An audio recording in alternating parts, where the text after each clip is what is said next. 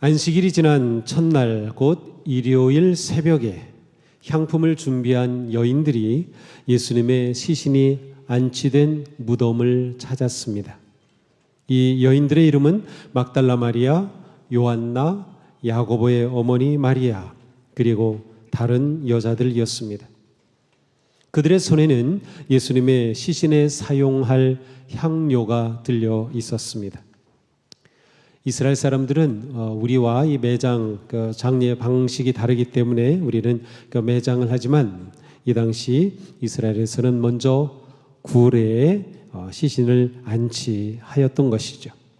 자, 그런데 예수님은 안식일이 시작되기 전에 빨리 장례를 치러야 했기 때문에 온전한 장례 절차를 따르지 못했습니다. 그래서 안식일이 지난 후에 이 여인들이 예수님의 시신을 잘 보존하기 또 돌보기 위해서 향유를 가지고 무덤을 찾았던 것이죠. 여인들은 예수님의 죽음으로 인한 슬픔과 예수님에 대한 사랑의 마음으로 무덤을 찾아왔습니다. 도착하고 보니 육중한 무덤의 돌문은 열려 있었고 무덤을 지키던 군인들은 보이지 않았습니다. 여인들은 놀람과 두려움으로 무덤 안으로 들어갔습니다. 그런데 그곳에 있어야 할 예수님의 시신이 보이지 않습니다. 무덤이 비어 있었습니다. 여인들은 어떻게 해야 할지 너무나도 당혹스러웠습니다. 도대체 예수님의 시신은 어디로 사라진 것일까요? 이때 눈부신 옷을 입은 두 사람이 나타나서 두려움 가운데 고개를 숙이고 있는 여인들에게 말합니다. 어찌하여 너희들은 살아계신 분을 죽은 사람들 가운데서 찾고 있느냐? 그분은 여기 계시지 않고 살아나셨다. 갈릴리에 계실 때에 너희들에게 하신 말씀을 기억해 보아라.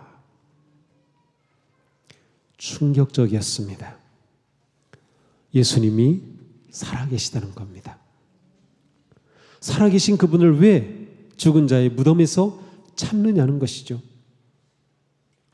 빈 무덤은 부활하셔서 살아계신 예수님을 증거합니다. 부활의 소식은 빈 무덤에서 시작되었습니다. 빈 무덤 자체가 그분이 살아나셨다라는 증언이 되었습니다. 예수님의 손에 못자국을 보고 그리고 손가락으로 그 못자국을 만져보고 예수님의 옆구리에 손을 넣어보고 내가 예수님의 부활을 믿겠다라고 말하던 도마에게 예수님은 이렇게 말씀하셨어요.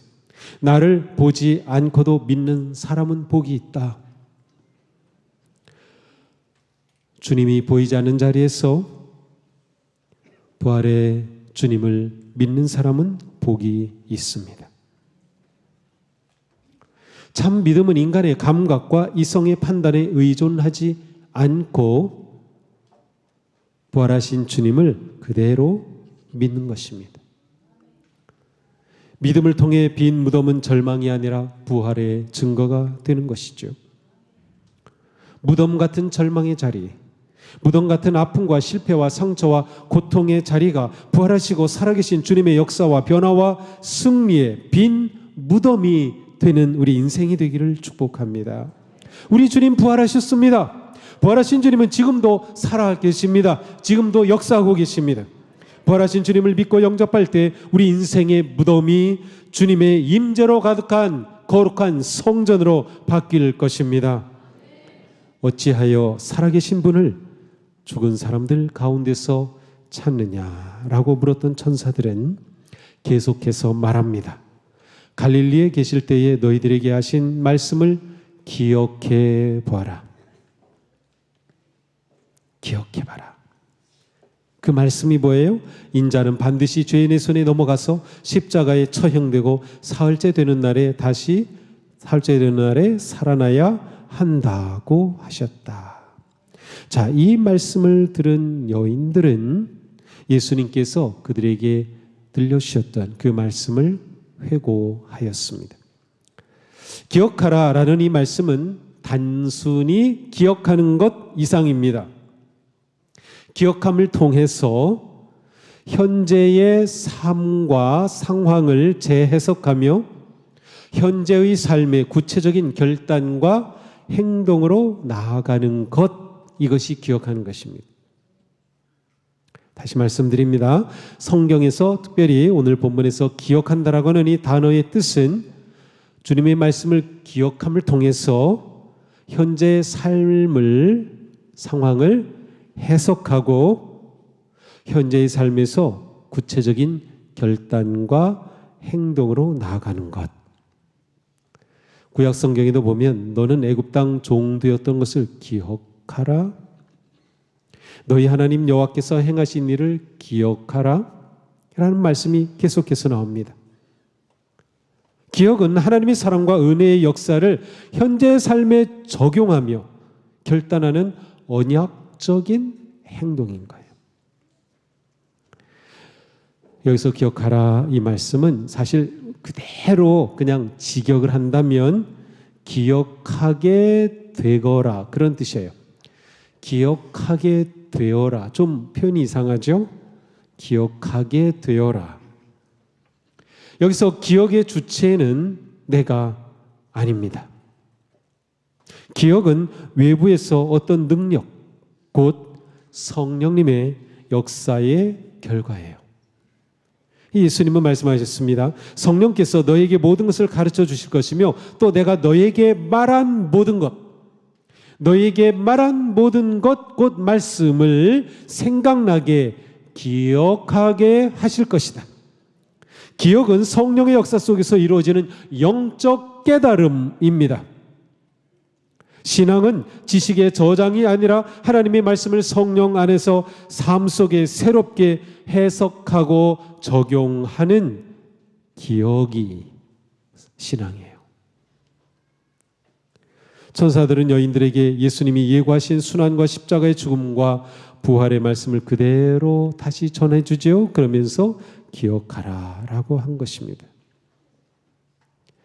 기억을 통하여 주님이 이렇게 말씀하셨구나. 맞아. 그 말씀을 기억함을 통해서 그 말씀을 예수님이 정말 부활하셨네 라고 연결하게 되는 것, 그게 믿음입니다. 우리가 말씀을 읽을 때, 또 말씀을 들을 때, 깨달을 때 이 말씀이 정말 이렇구나. 정말 귀한 말씀이다. 그런데 그거로 끝나지 않고 그 말씀이 정말 우리의 삶 속에서 정말 하나님께서 이렇게 역사하시네. 하나님은 내 삶에 이렇게 일하고 계시네. 말씀과 연결하는 것이 믿음이에요. 말씀을 믿는 것이 부활의 믿음의 시작이었습니다. 기억은 영적인 깨달음과 해석의 열쇠가 됩니다. 기억을 통해서 영적인 깨달음을 얻게 되는 거예요. 그 깨달음을 통해서 내 인생과 심지어 역사와 상황과 모든 것들을 해석하게 되는 것입니다. 예수님은 성찬을 제정하실 때 너희는 이것을 행하여 나를 기억하라 라고 하셨어요. 여기서도 기억한다라는 단어는 단지 회상하고 떠올리는 것이 아니라 예수님의 십자가의 구속의 사건을 현재 삶에서 확신하고 함께 하시는 부활의 주님을 체험하는 영적인 행위, 그것이 바로 기억입니다. 그러므로 기억은 예배입니다. 우리가 지금 예배하죠? 왜 예배를 하는 거죠? 기억하는 겁니다. 우리를 위해 행하신 그 하나님의 놀라우신 은혜, 예수님의 십자가의 사랑, 그리고 오늘 우리는 예수님이 부활하신 그 놀라운 것을, 말씀을 기억하며 현재 부활의 주님을 확신하고 뜨겁게 체험하는 거예요. 그게 예배 자리예요. 무덤을 찾아온 여인들은 천사가 말해준 대로 인자는 반드시 죄인의 손에 넘어가서 십자가에 처형되고 사흘째 되는 날에 다시 살아나야 한다라는 주님의 말씀을 기억하면서 주님의 부활에 대한 믿음의 눈이 열리기 시작하였습니다. 여인들은 주님의 말씀을 기억함으로 부활하시고 살아계신 주님께로 나아갈 마음이 열리게 된 것입니다. 말씀의 기억이 부활 신앙의 시작입니다. 우리가 매일 말씀을 묵상하고 말씀을 읽고 기도하는 것은 결국 성령 안에서 부활의 은혜와 능력을 새롭게 기억하고 부활의 삶을 살아가는 거룩한 삶의 방식인 겁니다. 말씀을 기억하는 것이 부활을 사는 길이에요. 우리는 고난과 절망 속에서 예수님이 하신 말씀을 잊어버리기 쉽습니다. 그러나 믿음의 말씀을 붙잡는 것, 이게 우리의 신앙의 삶이에요. 기억할 때 우리는 매일의 영적 전쟁에 승리하게 되는 것이죠. 우리는 말씀을 기억함으로 우리 삶에 일어나는 모든 일을 믿음으로 해석하며 승리를 향해 나아갈 수 있게 되는 것입니다. 여인들은 무덤에서 돌아와 11 제자들과 그리고 곧 사도라고도 표현이 됐죠. 11 제자와 모든 사람에게 이 소식을 알려주었습니다. 우리가 무덤에 가보았는데 예수님의 시신이 보이지 않았습니다. 그리고 2 사람 천사가 나타나서 우리에게 이런 말씀을 해주었습니다. 그런데 이 여인들의 말을 들은 사도들은 그 말을 믿지 못했어요. 어처구니 없는 말로 여겼습니다. 이게 무슨 소리야 그게. 말도 안 되는 소리. 그런데 베드로는 달랐어요. 베드로는 그 말을 듣고 일어나서 무덤으로 달려갔습니다. 그리고 무덤 안을 들여다봤습니다. 베드로는 무덤을 들여다보고 그 안에 정말 예수님의 시신은 없고 예수님의 시신을 감쌌던 세마포가 놓여 있는 것을 보았습니다. 그리고 그것을 보며 놀랍게 이상하게 여기고 돌아갔습니다. 자, 다른 제자들은 인간의 이성과 상식으로 인해 부활의 소식을 받아들이지 못했습니다. 이게 첫 번 소식이거든요. 예수님이 부활하셨다는 첫 번 소식. 물론 여인들이 주님이 부활하셨다라고 표현하지는 않았어요. 그 여인들도 아직 확실히 모르지만 뭔가 주님이 지금 살아나시겠다고 말씀하셨던 것을 기억했고, 그리고 주님의 시신이 지금 보이지 않는 상황이 연결되고 있는 것입니다.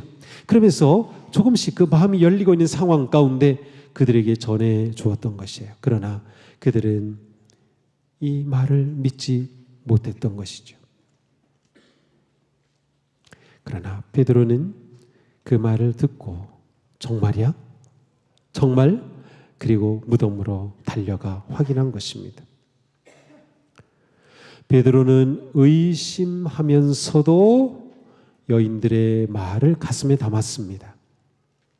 자, 믿음은 완성된 상태가 아니고요, 달려가는 과정입니다.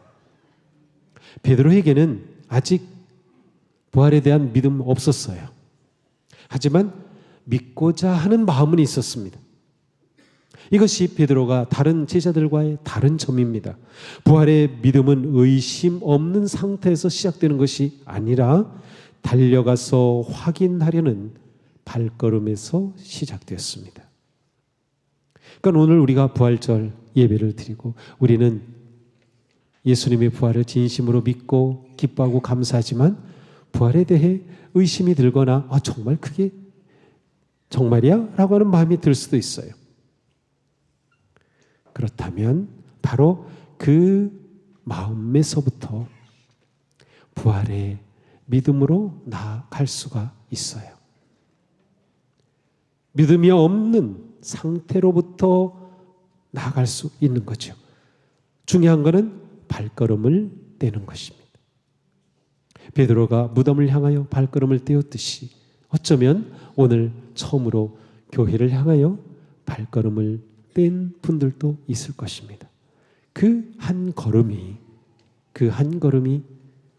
진리를 향한 우리의 마음을 여는 것이에요. 오늘 오신 분들은 너무도 잘하신 겁니다. 왜냐하면 이 한 걸음이 내 인생을 바꿀 것이기 때문입니다. 베드로가 세마포가 놓인 것을 보고 시신은 보이지 않은 채 세모포만 있는 것을 보고 놀랍게 여겼습니다. 여기서 말하는 놀랍게라는 이 표현은 정말 깊이 놀랄 뿐만 아니라 경외심이 일어나는 것을 말합니다. 단순한 감정적인 느낌 이상입니다. 이것은 이해할 수 없는 상황, 이해할 수 없는 일이 벌어지는 현상 앞에서 내가 멈추어서 그것을 생각하고 그리고 내면적으로 무엇인가 요동치는 반응을 말합니다. 전혀 예기치 않은 상상할 수 없는 어떤 일을 보면서 사건일 수도 있고 상황일 수도 있어요.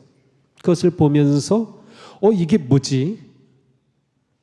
하며 내 내면이 흔들리는 것입니다. 베드로는 그 자리에서 예수님의 부활을 믿었다는 고백은 하지 않았습니다. 아직 부활에 대한 믿음은 없었습니다. 베드로의 놀람은 믿음은 아니었지만 부활의 신비 앞에서 마음이 흔들리며 열리는 시작이 되었습니다. 성경을 보면 놀람은 항상 믿음으로 연결이 됩니다. 예수님이 복음을 선포하실 때 사람들은 놀라고 기이하게 여겼어요. 그리고 그들 가운데 믿음이 있는 자들이 주님을 따르기 시작했어요. 마리아가 천사의 말을 들었을 때 놀랐어요. 그러나 그 놀람이 주님의 뜻대로 되기 원합니다라는 순종으로 믿음으로 바뀌었어요. 놀람은 이처럼 우리를 믿음으로 이끌어가는 통로가 됩니다. 놀람은 일어난 사건을 통해 초월적 존재이신 하나님을 향해 눈을 뜨게 되는 것이에요. 놀람은 자신의 무지와 한계를 인정하면서 하나님께서 개입하셨음을, 인간의 어떠한 힘과 능력과 지혜가 아니라 놀라운 분이 개입하셨음을 깨닫게 되는 것이에요. 놀람은 하나님의 역사와 임재를 보게 하는 신비롭고도 두려운 내면의 흔들림입니다. 자, 이 흔들림, 이 놀람이 왜 중요합니까? 마음이 흔들리면서 거기에 빈틈이 생기는 거예요. 여지가 생깁니다. 무슨 빈틈? 믿음이 들어갈 여지가 생기는 거예요. 믿음이 들어갈 여지. 우리 가운데 어떤 분들은 어떻게 신앙생활하게 되었습니까? 제가 이렇게 살다가 이러한 정말 큰 위기와 어려움을 당했습니다. 정말 저에겐 살아날 길이 전혀 없었습니다. 그런데 그때 제 옆집에 사던 그 권사님이 저보고 교회에 한번 나와보라고 했습니다. 그래서 그때부터 교회 다니기 시작했어요. 이 사람의 경우는 그 삶에 일어난 그 문제와 사건이 마음을 놀라게 했고 그 놀란 마음이 흔들리면서 마음에 틈이 생긴 거예요. 그 틈 사이로 옆집에 사는 권사님의 말이 들어온 거죠. 이 놀람이 이렇게 중요한 거예요. 베드로는 빈 무덤과 세마포를 보고 놀란 후에 집으로 돌아갑니다. 그러나 집으로 돌아가던 베드로는 무덤으로 올 때와는 다른 마음이었습니다. 뭔가 다른 눈으로 이 사건을 보기 시작하는 겁니다. 예수님께 일어난 이 일, 돌아가신 것까지는 알겠는데 시신이 없어지고 세마포만 하는 이 일에 대해서 무엇인가 다른 눈으로 보기 시작하는 거죠. 이후 베드로는 주님과 개인적으로 만납니다. 부활하신 주님을. 그리고 그의 놀람은 점차 부활의 확신과 믿음으로 깊어집니다. 그리고 사도행전에 보면 마침내 부활의 증인으로 세움을 받습니다. 우리 인생에 일어나는 놀람의 순간을 무시하지 마십시오. 굉장히 중요한 순간입니다. 신앙은 놀람에서 시작이 되고 깊어집니다. 베드로는 확신이 있어서 무덤을 찾은 것이 아니었습니다. 어쩌면 베드로는 믿음과 의심 사이에 있으면서 주님에 대한 갈망과 사랑의 마음으로 달려갔는지도 모릅니다. 그러나 그는 그곳에서 빈 무덤과 세마포를 보고 마음이 흔들리고 놀랐으며 그 지점에서 믿음이 시작된 겁니다. 우리에게도 무덤이 있습니다. 답을 찾을 수 없는 문제들이 있습니다. 하나님의 뜻이 숨겨진 그러한 사건들도 있습니다. 실패와 좌절, 상실과 아픔의 무덤도 있습니다. 하지만 우리는 이 무덤을 직면하면서 놀라고 이해할 수 없을 때 그 놀람과 두려움이 부활의 주님을 향한 믿음의 문이 될 수 있음을 봐야 합니다. 이게 신앙을 가지게 되고 믿음의 눈으로 살게 되는 것이에요. 놀람의 무덤을 넘어서 생명과 부활의 승리로 나아가는 우리 모두가 되기를 축복합니다. 부활은 믿는 자들에게 모든 일을 새롭게 해석하는 생명과 복음의 능력이 됩니다. 부활 신앙은 우리의 삶을 새롭게 해석하는 렌즈가 됩니다. 예수님 말씀하셨어요. 나는 부활이요 생명이니 나를 믿는 사람은 죽어도 살고 살아서 나를 믿는 사람은 영원히 죽지 아니할 것이다. 자, 예수님은 부활과 생명 그 자체이십니다. 그러므로 예수님을 믿는다는 것은 부활을 믿는 것입니다. 부활의 믿음 없이 예수님을 믿을 수는 없습니다. 부활의 믿음 없이 예수님을 따를 수도 없습니다. 성도는 부활의 백성이며 교회는 부활의 공동체입니다. 여인들이 무덤을 찾았을 때 천사들이 말하였어요. 어찌하여 너희들은 살아계신 분을 죽은 사람들 가운데서 찾고 있느냐? 굉장히 중요한 질문입니다. 이 질문은 그들의 인생과 신앙의 해석의 틀을 도전하는 것입니다. 지금 여기에 찾아온 여인들은 죽음이라고 하는 프레임, 틀, 안경을 쓰고 이곳에 왔습니다. 하지만 예수님의 부활은 그 틀을 완전히 뒤집어 엎는 새로운 패러다임을 주는 것입니다. 부활은 생명으로 인생을 해석하는 틀의 전환입니다. 우리가 어떤 안경을 쓰고 보느냐가 내 인생의 가치관입니다. 우리가 까만 안경을 쓰고 보면 세상이 다 까맣게 보이고요. 빨간 안경을 쓰면 다 빨갛게 보이죠. 내 인생에 일어나는 일들, 사건들, 고통, 문제, 위기, 모든 것, 또 세상에 일어나는 모든 것, 역사 속에 일어나는 모든 것, 역사와 사람과 사건을 보는 눈, 그 눈을 각자 다 가지고 있어요. 그런데 부활의 믿음을 가진다는 것은 우리의 인생을, 역사를, 사건을, 문제를 부활의 눈으로 본다는 겁니다. 생명의 프레임으로, 생명의 안경을 쓰고 본다라는 뜻입니다. 바로 이 천사들의 말이 그것입니다. 어찌하여 너희들은 살아계신 분을 죽은 자들 가운데서 찾느냐? 우리는 어쩌면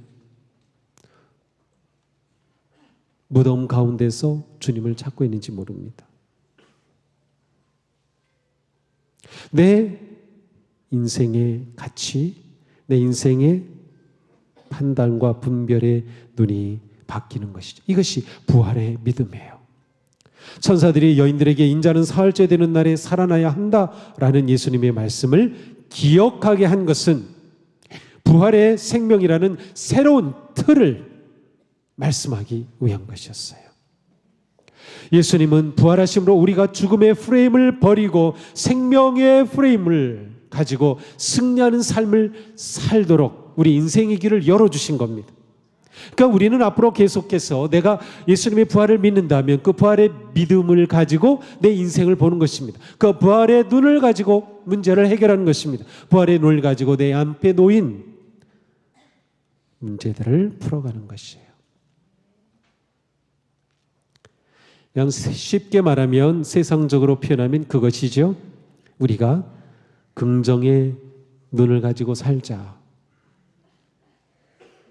긍정의 마음을 가진 사람은 항상 무엇이 일어나든 긍정하는 태도를 가지는 것처럼, 부활의 믿음을 가지고 사는 우리는 무슨 일이 일어나든 생명의 눈으로 그것을 보는 것입니다. 우리의 인생이 완전히 달라지는 것이죠. 이렇게 볼 때 부활의 믿음은 우리의 인생의 해석을 바꾸는 것입니다. 죽음이 끝이 아니라 생명의 문이 되는 것이죠. 실패는 절망이 아니라 하나님의 창조의 소망이 되는 것이죠. 고난은 형벌이 아니라 훈련과 성장의 과정이 되는 것이죠. 기다림은 낭비가 아니라 은혜의 통로가 되는 것입니다. 이렇게 부활의 신앙은 인생의 해석의 차이를 만들어냅니다. 같은 상황을 죽음이 아니라 생명의 눈으로 보게 하는 것이죠. 해석의 틀이 바뀌지 않으면 인생은 변하지 않습니다. 부활 이전의 제자들은 두려움과 나약함으로 도망하는 사람들이었습니다. 그러나 사도행전을 보면 부활의 믿음으로 새로운 눈을 가지게 되었을 때 그들은 공회 앞에서조차 두려움 없이 복음을 증언하는 사람들이 되었습니다. 부활의 믿음은 단지 예수님의 부활을 믿는 것으로 끝나지 않고 생명이라는 새로운 창문으로 모든 일을 새롭게 해석하며 승리와 영광의 세계로 달려가는 것입니다. 부활신앙은 역사를 해석하고 인생을 해석하고 상황을 해석하고 고난 뒤에 숨은 하나님의 생명의 섭리를 드러내는 것입니다. 부활이 없다면 우리는 무덤을 인생의 결론으로 볼 것입니다. 하지만 부활의 신앙 안에서 무덤은 끝이 아니라 새로운 창조와 생명의 시작이 될 수 있습니다. 해석이 바뀌면 인생이 바뀝니다. 누구든지 그리스도 안에 있으면 그는 새로운 피조물입니다. 옛것은 지나갔습니다. 보십시오. 새 것이 되었습니다. 이것이 부활의 생명으로 인생을 해석한 사람의 고백입니다. 사랑하는 성도 여러분, 우리 주님 부활하셨습니다. 어둠을 이긴 주님 안에서 빛의 삶을 살며 승리의 길을 걷기를 축복합니다. 부활의 믿음으로 인생을 새롭게 바라보며 고난과 문제를 새롭게 해석하십시오. 죽음 넘어 생명의 승리를 바라보십시오. 사랑으로 모든 것을 이겨내십시오.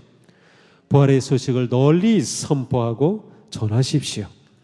성령님께서 우리의 눈을 열어 살아계신 부활의 주님을 보게 되기를 축복합니다. 부활의 능력으로 일어서기를 축복합니다. 우리 주님 부활하셨습니다. 부활의 주님이 우리와 함께 하십니다. 우리와 함께 하시는 주님을 찬양합니다. 우리 힘차게 함께 외칩시다. 주님 살아나셨다. 주님 살아계신다. 주님 승리하셨다. 나도 승리할 것이다.